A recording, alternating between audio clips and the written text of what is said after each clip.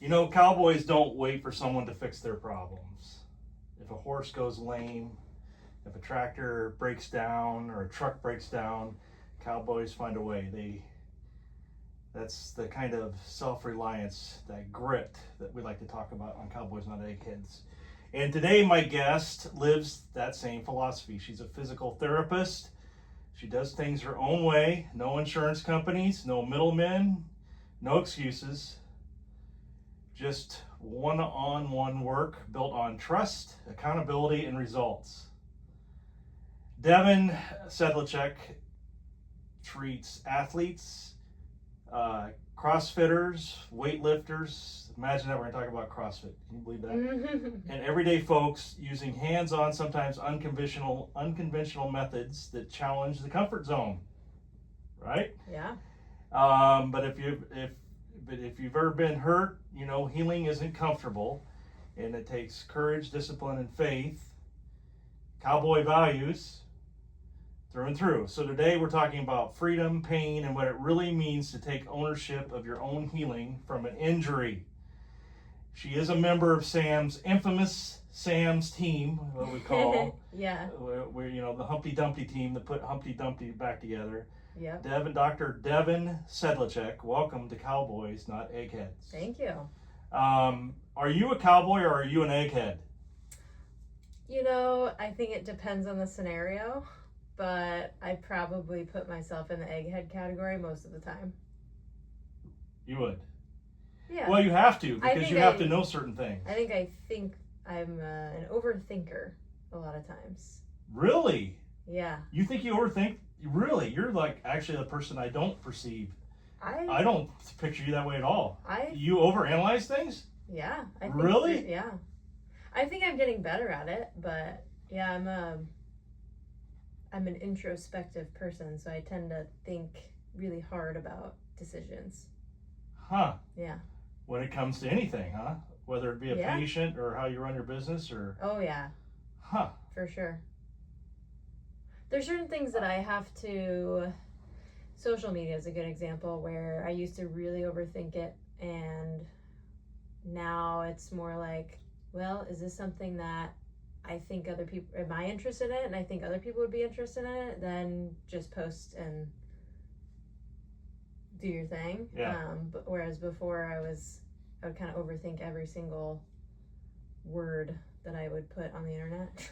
Really? So you're a younger person, so put this into context. You are, I believe, 30 years, how old are you? May I ask that? I don't legally, can I ask that? You can. Are you 30 years old? I just turned 30 in June. That's what I thought. Mm-hmm. And so I've known you since you were not 30, but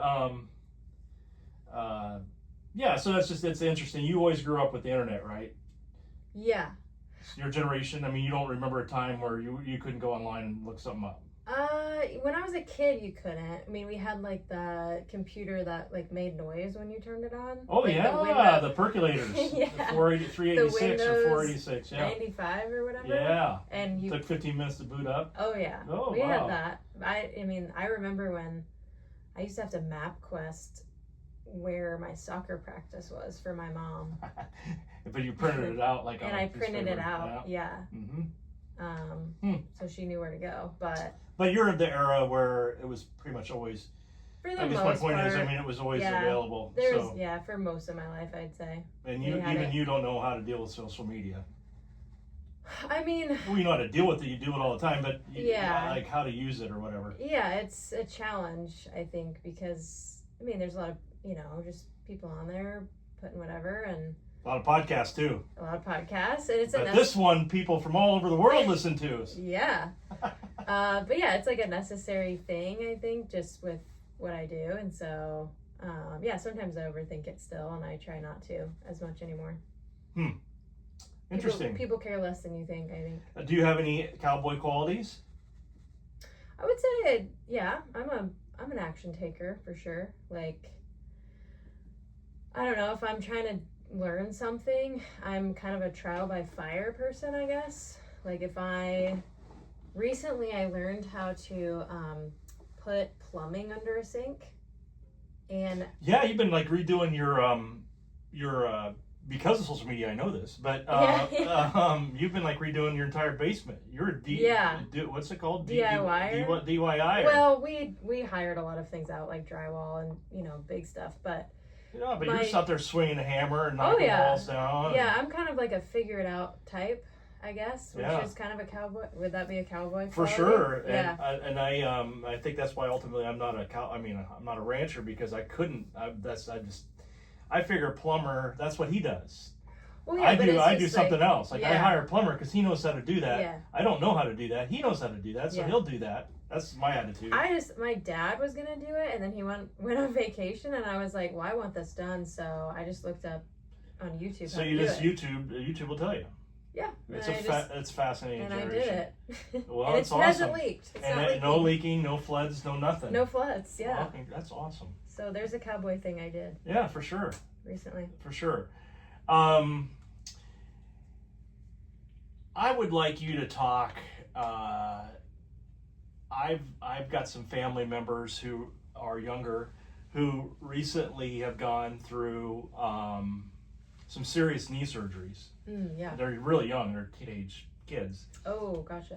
And they, like full meniscus repair, the whole 9 yards. Yeah. And it's been interesting to see them kind of fight through that a little bit, and the mental challenges that, it's hard for them. Yeah, it's rough. And some kids are pretty resilient. Some kids are hesitant. I don't know. If you're young, what is your message to youngsters that, they have a serious knee injury and it like puts them out of a sport, like maybe a varsity sport, but they can still do other things. Yeah. What is your message to those kids?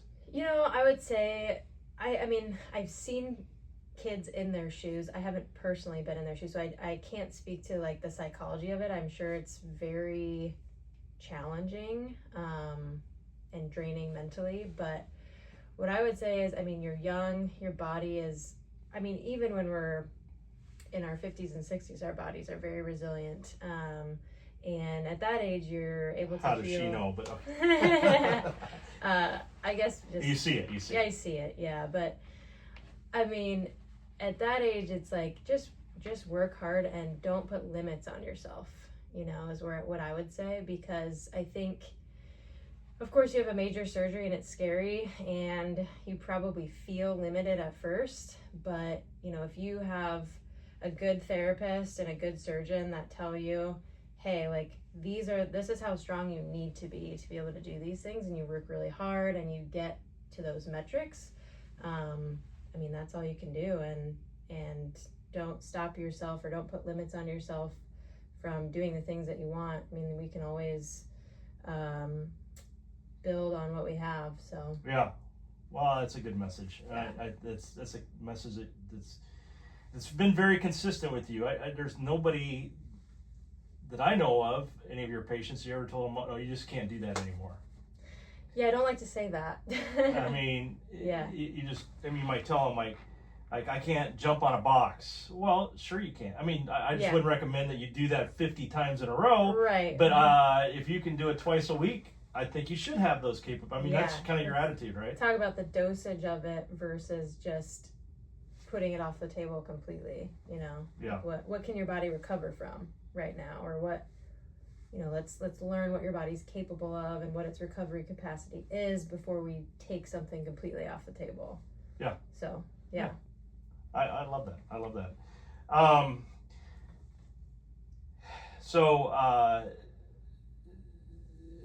Cowboys, they don't wait for somebody to come help them. Yeah. And they learn how to treat their own stock if they have to. My dad used to say, I don't have to be a veterinarian. That's the way my dad talked. He goes, I don't have to be a veterinarian to know that critter over there is sick and that the critter's over there half a mile away. So cowboys learn how to do that. But you're and it's interesting. So I guess my point is that they're kind of on their own, but you're on your own too. When it comes to your business model, the self-reliance versus dependence. Your model is to cut out intermediaries, the middlemen, the bureaucracy, the insurance companies. And what that allows you to do is put the core mission of your job, healing, front and center. Yeah. So talk what it means to your own recovery, the responsibility and freedom that comes with that. Yeah, I mean, you're really choosing your own path because, insurance and that type of thing can put limits on, how many visits you get, or if you, let's say you're being rehabbed for a particular injury, but then something else comes up, and then there's like this recertification process that has to happen to qualify you for the other body region, where, with what I do, we can treat anything and take you however far we want to go. So there's no limits, and I don't know, I've worked in the insurance realm, and I think, in certain scenarios it can work just fine. But for the person who does CrossFit, weight lifts, really wants to be at their top fitness level, or the top physical capacity that they can be at, it just doesn't serve that person as well as it could. So that's why I left it, I guess. Yeah. So in your world, patients take full responsibility for their own recovery. Yes. And it's basically what's broken, you don't wait. What am I trying to say?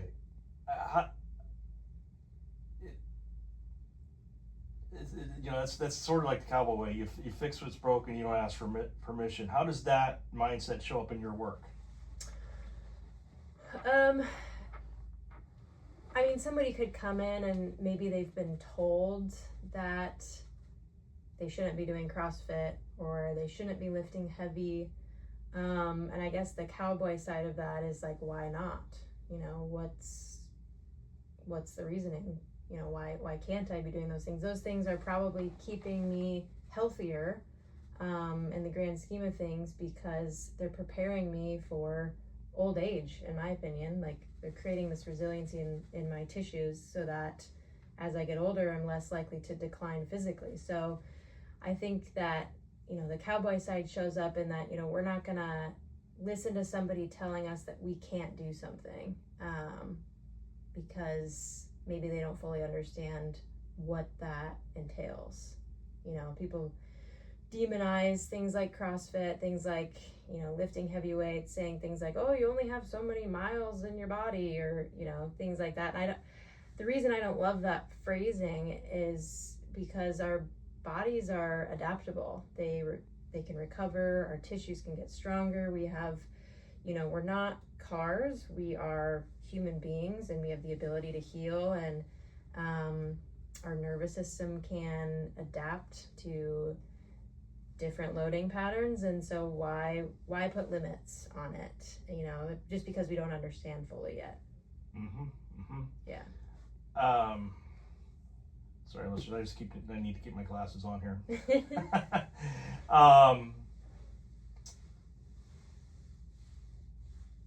There's a saying that cowboys don't quit when it hurts, only when they're finished.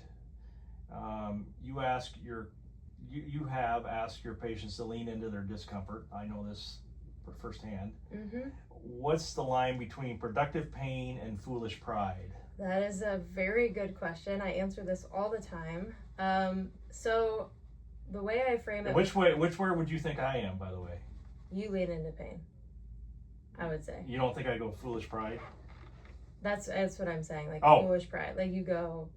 Yeah. Like, okay. you keep going beyond probably what is necessary. All right. We don't want my wife to listen to this. Keep going. So what I'd say is, if you're leaning into discomfort, and the next day or the rest of the day that discomfort is lingering and potentially getting worse, then that's a sign that you went too far in that discomfort. And usually, the big sign is that 24-hour pattern with people. So we see it with tendons, we see it with even nerves. Like, 24 hours later, if the pain is back or worse, then what you did was likely too much. But it doesn't mean we shy away from discomfort either, because pushing a little bit into it or touching it a little bit helps us adapt. And if we avoid it forever, then we create this deconditioning process where, oh, now less stimulus creates pain. We don't want that. We want it to be the same or more load or volume or intensity. Does that make sense? Yeah, it does. It does. I'm gonna. This is a recent example of someone who's extremely extreme. Somebody that my wife absolutely does not identify with. Can't, like, that is stupid, and she's right. But I love it, and that's David Goggins. I knew you were gonna say it. Yeah. I don't know if you've followed his story of the Moab 240. Yeah, I saw a video recently. It was like, listeners, his at mile 200. Yep. He about passed out almost because he couldn't breathe. Well, why couldn't he breathe? Well, because his left lung was, what was it, like, dislodged. It was like it went to a different part of his body or something. No, did you see that video? I watched the video. Yeah. The way, and I don't remember if it's a PT or a chiro that was helping him out, or massage therapist. I don't know what the credentials of the guy was, but he was basically saying that the way he was running was rotating his left rib cage back in a particular manner that made it hard for him to expand his lung, the left lung. Right. And he snuffed himself out, basically. Yeah. So, whether that's completely true or not, I don't know. Well, he doesn't know either, unless he had an x-ray or something. But right, but it's some sort of, push on his ribs made him feel better, and there could be so many reasons why that helped. Maybe it had nothing to do with his lung. I don't know. But yeah, he is someone who will push beyond his comfort zone. I actually saw a podcast with him on it a few years ago, and he was talking about how he had his meniscus repaired. Don't fully quote me on this. This is just what I remember. Yeah. But he was having his meniscus repaired, and the surgeon broke the scalpel on his meniscus because it was so hardened from all the running, like just the pounding on his. You haven't seen anybody like that yet, have you? No, I mean there is research though on people like that where there's an area in their brain where pain is felt that they respond less in that area of their brain. Do you think well, now we're really getting into eggheads, my God. Sorry. Neuroplasticity. Do you think neuroplasticity could take you to a place like that? Goggins believes that. Well, neuroplasticity is essentially the ability of your nervous system to change. Yes. So if you're asking if you can create well, that's your nervous system versus your brain, but if they're both tied together. Yeah. So I guess, are you asking if you can become a David Goggins? Is that what you're trying to get at? Yeah. I don't know. It's kind of the chicken or the egg, was he always like that, or did he develop it over time? No, he was never like that. When he started out, he was not like that at all. You know the story, don't you? Oh, yeah. He weighed 300 pounds. He was and they told him to be a Navy SEAL, you've got to lose 120 pounds in 6 weeks for this deadline, and he did it. Yeah. I mean, I'm sure that there's some sort of component in his brain that, like, makes him stubborn in some way, like really committing to a process. Yeah. So maybe he was committing to a different process before, and now he's committing to yeah, absolutely. I mean, he didn't used to stretch, for instance. Yeah. I thought it was a joke, and now he stretches 2 hours a day. Yeah. Every night he stretches 2 hours. So, I mean, that's a good question. I think that I'm sure some of it can absolutely be developed. Yeah. Now, would that be a patient that would you be interested to treat a guy like that? I guess it depends on what he was looking for. If he was looking for his body to feel good. No, he never looks for his body to feel good. Then, and if he doesn't care and he just wants me to, like, essentially duct tape the bottom line, pain. he doesn't have a PT. I mean, I'm not necessarily like a duct taper. I'm more of a let's create a process to get you in the the best that you can be. But do you have any patients like him? Yeah, I do. I have some that are, I would say, again, that's foolish pride though, right? They push very hard. Yeah. And exercise a lot, and I'm almost at times trying to pull them back just a little bit. Yeah. CrossFitters are that way, and But again, it's like you want to be able to do the maximum amount of volume that your body can recover from. And so, Yeah. you know, for him, he can do a lot, and he's been able to train himself into that. Yeah. So really, I'm in the space of, you know, how can we get you to that point in a safe way? So much of that, Devin, is particularly the older you get, and I do know this because I am older than you, is recovery is absolutely, well, it doesn't really matter for all ages, but the older you get, it becomes more and more and more important, and that is nutrition. You've got to be like dialed in on nutrition. You can't, you know, you can't eat Skittles and expect to be freaking your best. No. And there are people that eat Skittles just for carbs, you know. Yeah. But and then also sleep is unbelievably important. I mean, quality sleep. And you know, I've had one of these on for, it's just a Whoop. I've had this thing on for 5 years, and I can tell you all kind of statistics. I'm now into the rabbit hole of artificial intelligence, and I talk to my AI every day, and it has developed just from talking to me. It's developed, and I'll show you after this podcast, this big, massive spreadsheet of a daily journal of Sam. Wow. Yeah. That's really interesting. It'll be, everybody's going to, you know, it's Sam, everything on there, including bowel movements. I mean, it's got everything. I think you have quite a few egghead qualities. I do. It's ridiculous. You are. But I still have this desire to, I really don't know what my why is. Well, I have a why at a particular time. I have a little campaign I got going on. Okay. But it's called 31.6 my ass. But yep, I've seen that. Anyway, is that your BMI or what is that? Yeah, it's my body. Yeah, let's just tell the world what my body fat is. 31.6%. No, wait. I do it every day. It's body fat, not BMI. No, it's body fat. It was actually the Dexatron. Oh, you went and got a DEXA scan. DEXA scan. Yes, thank you. Yes. Because I was arguing with my doctor, and turns out he was probably right and I was wrong. But anyway, where am I going with that? I mean, so there's all these things that, you know, besides your, you know, and Devin has stuff for me that I do on a weekly basis as well. Yeah. There's so many things that go into it. If you want to perform at some kind of level. Well, yeah, and I think, consider all those things. To your point of aging, I think, you know, I always wonder, and we just don't have data on this, but when you're younger, how you treat your body, you know, does it affect your recovery 20 years later, right?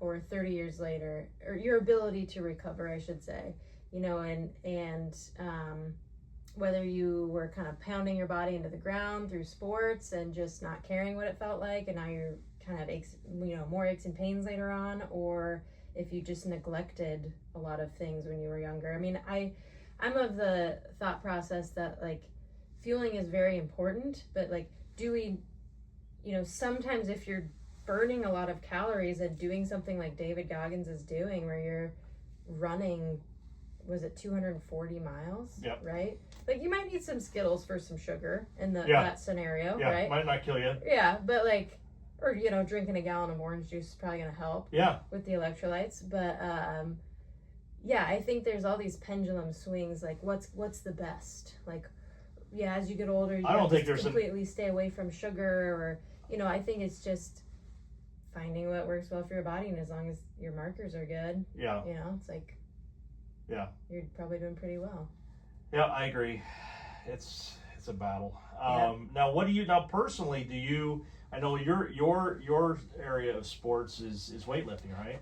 So that's kind of I've been getting into weightlifting more in the last couple years. I'd say I've been pushing into Olympic weightlifting, but I'd still CrossFit 3 times a week. Yeah. So, yeah. So have you noticed, what do you do? Are you dialed in on your nutrition? Are you dialed in on your sleep? Yeah, I probably notice sleep affects me the most. Nutrition. I'm working with our friend Bree on my nutrition actually right now, and fueling. I hope you enjoy protein. Yeah, seriously. Fueling enough is actually, I redact the sleep comment. Fueling enough has been probably the biggest thing for me. Having enough calories, and the protein too. Having enough protein to rebuild the tissues. I feel like I recover, and you hate that word, feel. Feel? Yeah. Well, I mean, you can't really think it. You experienced it. Yeah. Oh, wow. Okay. Right. Yeah, you felt Okay. it. All right. Well, I mean, to me, it's a feel thing. Yeah.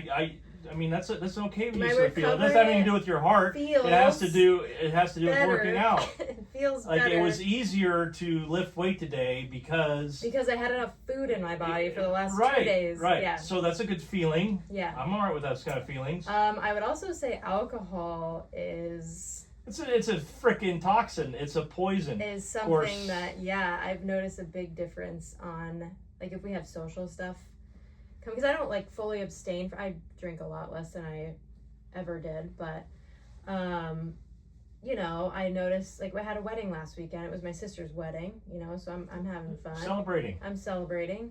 And I was a little, you know, I was slow Monday morning, and you know, and I'm not saying that because I'm 30 it feels different. I just noticed it more because I'm paying more attention. Yeah. At this age. So. Yeah, well, if you're looking at your sleep, alcohol just destroys your sleep. A complete poison. It just, I mean, it's a difference between, for me, it was a difference between having a overnight resting heart rate of 68 versus 49, 48. Yeah. I mean. But I mean, to the aging idea, like being, you know, everybody's like, oh, when you're 30, you're going to start feeling a back, you know, your back's going to ache and this and that and the other. And I'm like, well, I've had backaches throughout my life, but nothing's worse right now. I actually feel better than I did when I was 25. So yeah. I think I'm just taking better care of myself with nutrition and fueling enough, and you know. Yeah. And you stretch and you do exercise, warm up exercise. You know how people know how to warm up. I would hope you're the one that knows how to warm up. Yeah, I'm a pretty efficient warmer. It takes me 10 minutes to warm up. I mean, sometimes it takes me, if I'm doing it right, it's gonna take me an hour. We should probably talk about that. It's a long time to warm up.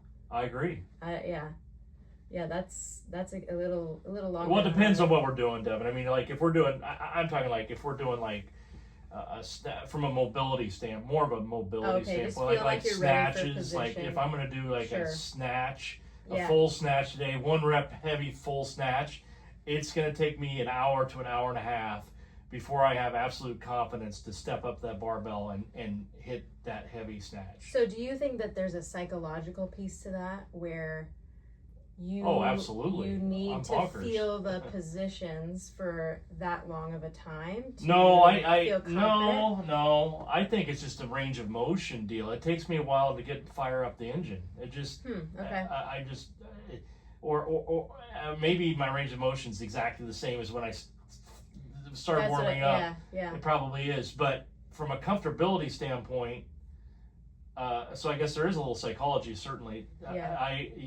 Absolutely, there's psychology involved. Mm-hmm. And of course there is. Can't separate. I mean, I think CrossFit elite level doesn't have a damn thing to do, personally. I mean, I could be wrong. A lot of I've stated this, so I'll say it again, and that is that I don't think it really has to do with how strong you are. I really don't. I mean, it does. You get to a point where you're X strong. For sure. And you're X Metcon, and you can do this and that. Yeah. But if you want to go to the next elite level, what's the difference? Yeah. It's between your ears. It's psychology. Yeah, I agree. It's how long can you, let's be honest, it's how long you can tolerate pain. Yeah.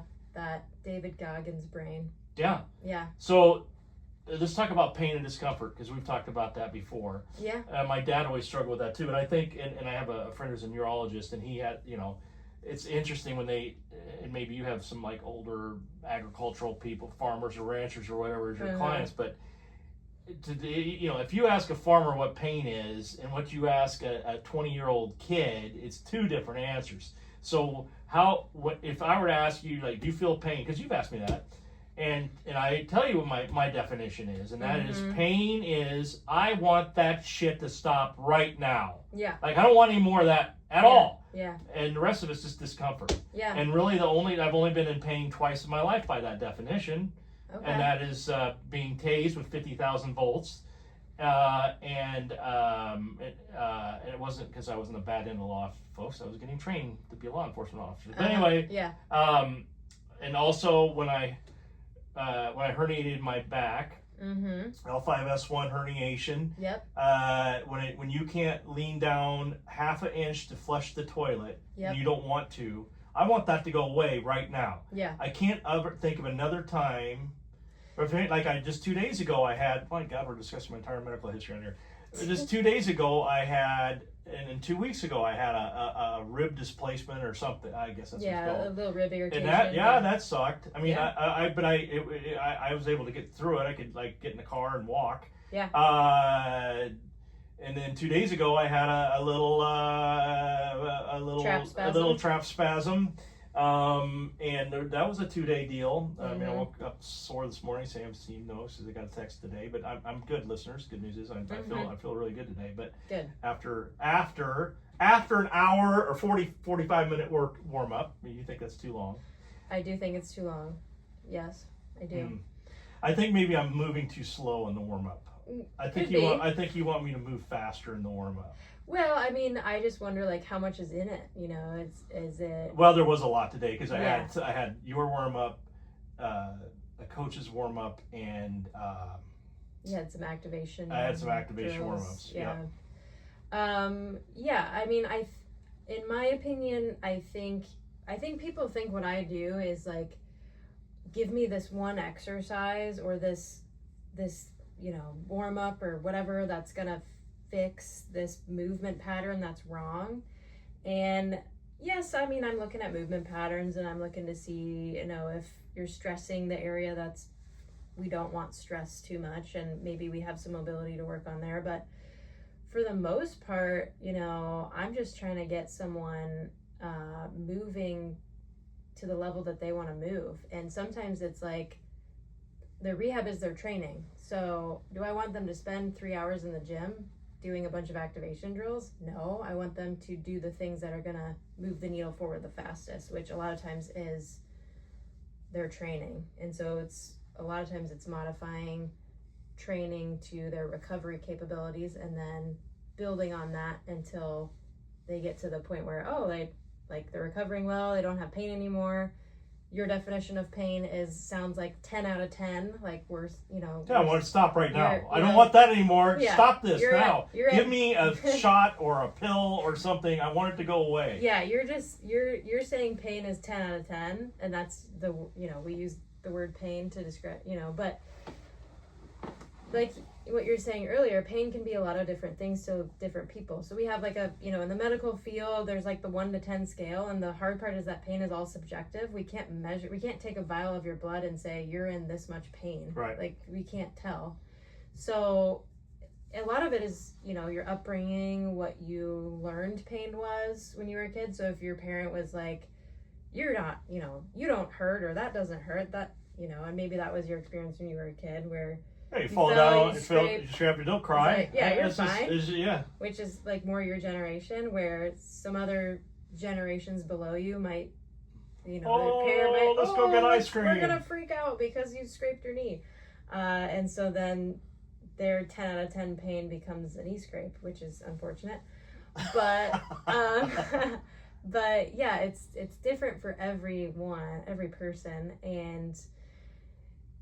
I'm in my field, what I'm trying to figure out is what is pain, whatever your definition of that is, or maybe it's just discomfort. What is it stopping you from, and how do we find a path forward that diminishes that signal so that you can do more in life? Yeah.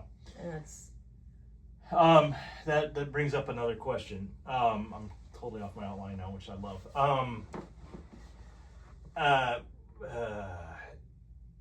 One of the part of Sam's team is a chiropractor, Dr. Troy Thramer, and he, I don't know, diagnosed the right word, but he observed. I can't remember the name of it, Devin. It's basically my brain is shutting me off before. I have more capability for mobility than my brain is allowing me to have. Like an inhibitory. Yeah, it's a neurological thing, or my brain, because he told me to like, bend my leg a certain way, and I went, say I went 45 degrees, and then he's going to just relax. And then he bent my leg the same way. Yeah. However, he got, 15% more degrees. Yeah. And without pain or without anything. Yeah. And so I think part of what, I don't know, I haven't asked you what's in the psychology of this. Yeah. But I think some of what you program for me has been to break that or to fix my brain, to allow me to think that to let me to have a bigger range of motion, stop protecting myself. The brain is here to protect us. Exactly. I mean, just like when 100%. I had that rib thing, my entire back just seized. Yeah. It just stopped. Like because it happened. I'm like, oh no. I mean, I'm saying it. People around me. Hey, where am I going with this? Is part of your programming of me fixing my brain? Kind of, yeah. So you put on the brakes a lot. So it's like whenever you're trying to stretch in a particular position that is challenging for you, it's almost like all of your muscles turn on to stop you from going. So it's like if I were to try to move my arm overhead, but then I contract all of my arm muscles, and now I can't do it because all my arm muscles are contracted. Yes. That's what you do every time you're trying to. So is that more of my brain, do you think? Or is my brain telling my muscles to rigid up? Or is it me just, what's the other thing I was going to say? Is it just me, my intensity, like, I'm so pissed off, I am going to do this. I mean, that is your brain, right? Like the idea. Yes, my entire existence, I think. Yeah, you're very spite. Yes, that spite, that intensity that you have with it, where it's like you want to. That's not a good thing. Work as hard as possible. It's affecting my range of motion. It is, yeah. It's interesting how that works, but yeah, it's like you're fighting yourself. All the time. All the time, and so yeah, I give you like plyometric drills where you're bouncing in and out of the bottom of a squat. They work too, listeners. They work. Because I want it to be fluid, and I want you to relax into the position. So I'm trying to teach your brain's, your mind muscle connection, if you will. Yeah. To relax into positions. And the way I'm doing that is with these plyometric or more quicker motions that you can't think in between the reps. Right. You have to just go. Right. Yeah. Yeah, I like that stuff. You can send me some more of that stuff to creep in there. Yeah, I like to. I mean, there's a lot of variety, a lot of different ways to do it. So. Yeah. Mm-hmm. Yeah. I have to update your program for next week. So. Oh, good. Good. Oh, good. Yeah. Good. To address some things. Yeah. Good. All right. Good. Uh-huh. Your first rodeo. Can you share a CrossFit or lifting story that surprised you? Someone who healed better by doing less or by doing something counterintuitive? I mean, you actually probably can't without revealing patients' names. Patient X. Yeah, someone who surprised me, essentially. Yeah, it was kind of a case study. Okay. By you actually did less than more, or something like that. Counterintuitive. Yeah, this is a really good question. I have a few different cases coming to mind. There's one. They're probably a former guest, but we don't. You can't say that. You can't say that. I'm gonna talk very generally because yes. This is. I would say there's you have to maintain. There are multiple scenarios where a CrossFitter believes that training for multiple hours a day is necessary for them to get better, and then they get hurt because their body isn't recovering from the multiple workouts that they're doing. Mm-hmm. And we create a program that's what I would call a minimal effective dose, where they're getting all the components, all the skill work, all of the strength work that they need, but maybe it's of a lower volume. Their volume just went shrunk. Yeah, their volume is cut down maybe in half or more. And then they start to feel better, and they're actually recovering, they're sleeping better, all these other things start to fall into place. And then, pretty soon their pain or discomfort subsides, and then we can start building volume again if there's a particular weak point that they're trying to work on, or work with their coach to start building that stuff back up again. And typically they don't even have to go as high a volume as they were prior to injury to still improve fitness. Yes.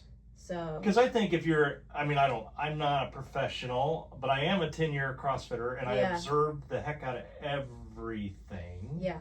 And I've seen lots of people come and go out of our gym, hundreds of people. And I've always been of the contention that, again, I think there's a level, it's X. Yeah. And once you get to level X, I don't think that by adding volume or by adding more like massive weight or trying to drive to get another PR that's 20% higher than your previous one, I think that would be a dumb move. I think once you get to level X, your next step would be, for me, I haven't even thought about doing this. I'm not going to already. It would be to hire a sports psychologist. Yeah, potentially. But yeah, I mean, I think to your point, like, more isn't better, better is better. So if your body is feeling constantly beat up all the time and you feel like you need to foam roll the crap out of yourself or massage gun constantly, you're probably under recovering, either because you don't get enough calories in or you're just working yourself into the ground way too much. You don't need that much volume of training to improve. And if as soon as you start to knock it down, you might start to feel like you're hitting more PRs because you're actually recovering and getting quality work in your workouts, and you're not just feeling beat up and can't, because when you're feeling beat up, you probably can't push as hard, and then if you're always trying to be like, today you're only at 70% anyway, and you're trying to, like, your 100% is actually 70%, and then tomorrow your 100% is 60%, whereas if you cut that volume and you're able to recover, then that becomes equal. Your 100% becomes your 100% each time you go to the gym, because you're recovering and you can actually push to that point. Does that make sense? Yeah, absolutely. Yeah, we probably agree more than we think.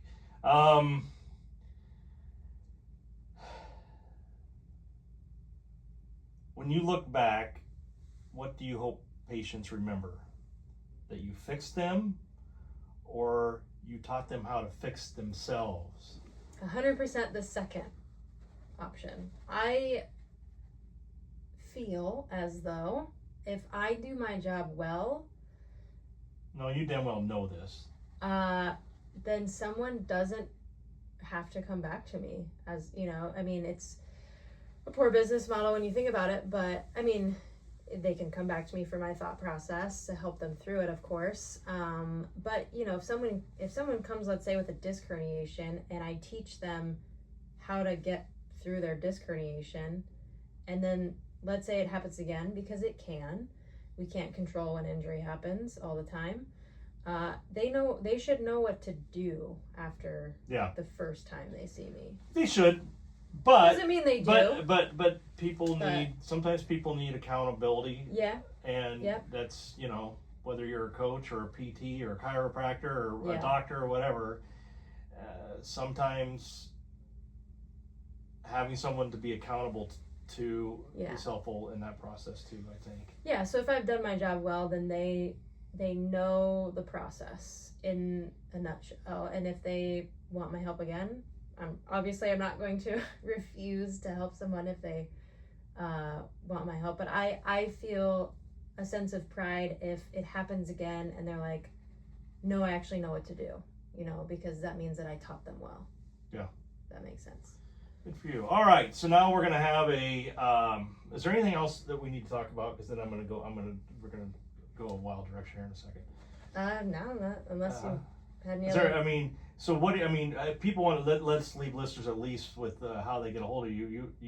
Sure. Move RX is your gig. How does someone get a hold of you if they want to? Yeah. So I'm pretty active on Instagram, Devin.moverxomaha. Devan. You can look up moverxomaha.com. That's our website. And either way, get a hold of you. There's links. She's really good, listeners.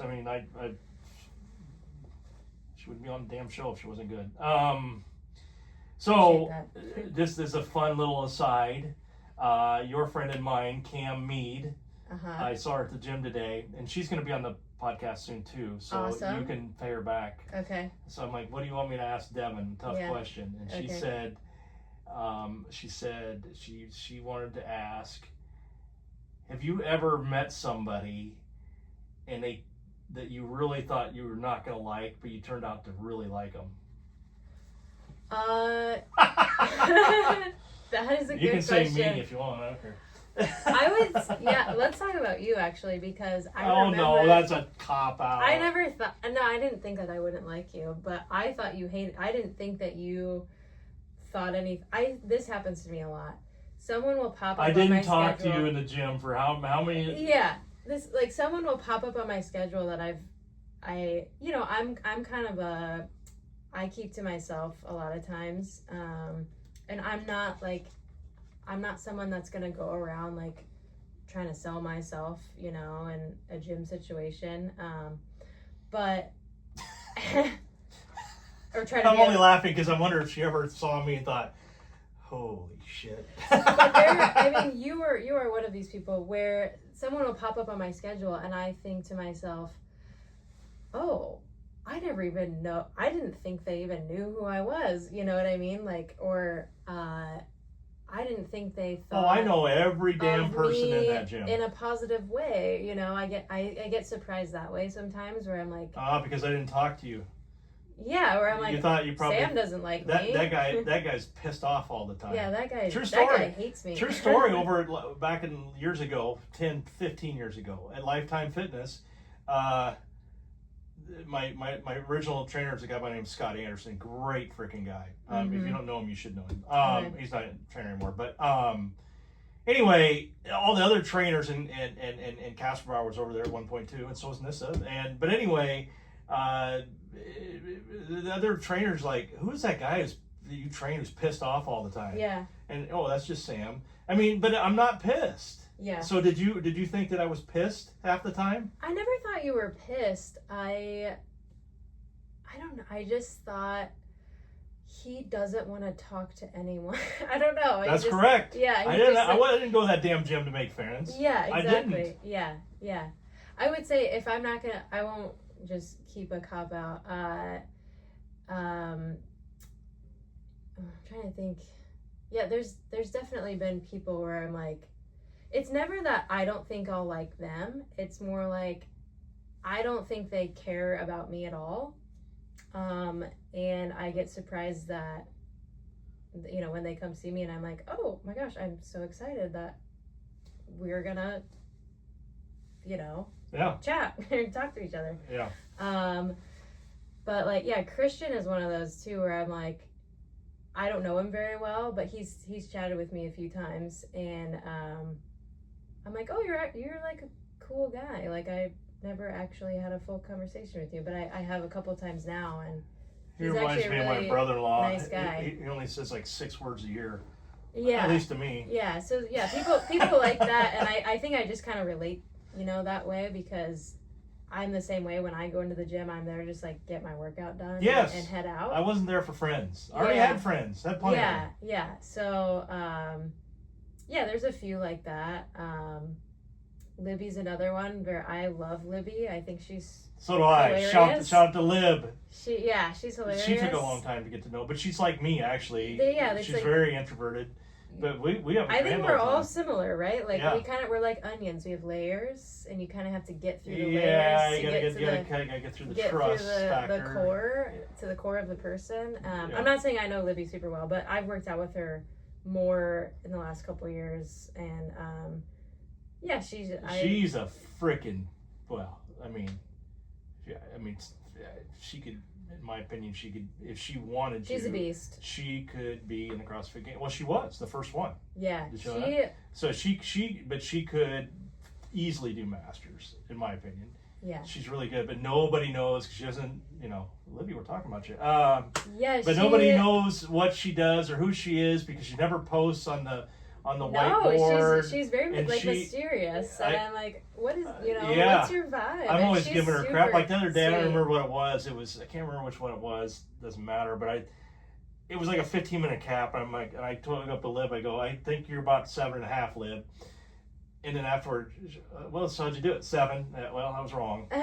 You exceeded my expectations again. I went I think it was like last winter time or something. There was a workout and it was 400s. We were doing them shuttle runs inside and a bunch of kettlebell swings. And she just had her daughter like a couple hours maybe ago. like 4 months. I don't know. It wasn't very long after. And she was slinging the 53 over her head. Oh, yeah. And I was like, I can barely do the 35 right now because it was like 40 reps or something. And I always joke with her. Well, she's not. She's got a desk job now, but her occupation is that of a police officer anyway. So I always joke with her. I would love to have your body cam footage if somebody puts hands on you. Oh my god, yeah. I wouldn't mess with her. They wouldn't know what hit them. Yeah, she would be scary. Oh, she is scary. Yeah. But she's really nice. Yeah, she's a nice person. So. Well, all right. Well, you'll have to. You can give me a question after this. We'll hit Cam. For Cam. Yeah, okay. Yeah. I'll give you one. Well, thank you for your time today. I know it's valuable. It was a good talk, and I think that might turn some heads out there, or maybe it won't. I don't know. Dying to send it to my spine doctor now. He's a great guy, by the way. But he is. I listened to his. Yeah. I mean, he's never told me I can't do CrossFit ever. He wouldn't. And actually, when I listened to his, I remember thinking, our worlds are so different. Of course, I'm seeing more of the optimistic side of movement, and he's seeing the side that's less optimistic. Yeah, he's seeing the worst of the worst. He's seen the worst of, and he's the guy. But he's that guy. If you have the worst of the worst, he's the guy you want to go to. I mean, legitimately, he's a spinal surgeon. He has a national reputation, but he sees the worst injuries in adolescence and spinal or what are they fracture or what is it? Fusions, fractures. No, fractures. Yeah, or is it? I'm sorry, I'll have to go back and listen to it. But anyway, he spondylolisthesis, probably I don't know. Just he probably sees a lot of really scary. Where they crack. The skeletons are basically cracked. In younger people. Stress fractures. Yeah. Stress fractures. Yeah. You see those are scary. Kids with multiple stress fractures. And so he's a little wary, he just has a different opinion of it because he sees the very extreme of it. And I would be nervous too if I were in his shoes. So I totally understand where he's coming from. I just have it's about making a smart decision, what's best for your health. And so hopefully 100%. These podcasts have done that. So thank you. Yeah. Appreciate it. Thanks Great for having episode. me on. Thanks. Stop. Stop.